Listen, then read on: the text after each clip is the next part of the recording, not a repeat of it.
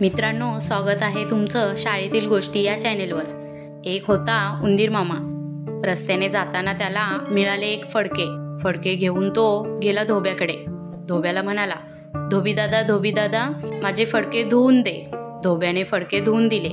मग उंदीर मामा गेला शिंप्याकडे। शिंपी दादा मला एक छानशी टोपी शिवून दे, तिला रंगीत गोंडेही लाव। शिंप्याने उंदीर मामाला टोपी शिवून दिली। उंदीर मामाने टोपी डोक्यावर घातली, एक ढोलके घेतले आणि ते वाजवत तो गाणे गाऊ लागला। राजाच्या टोपीपेक्षा माझी टोपी छान, डुम डुम ढुमाक डुम डुम ढुमाक। हे राजाने ऐकले। तो शिपायांना म्हणाला, जा रे त्या उंदराला पकडून आणा इकडे।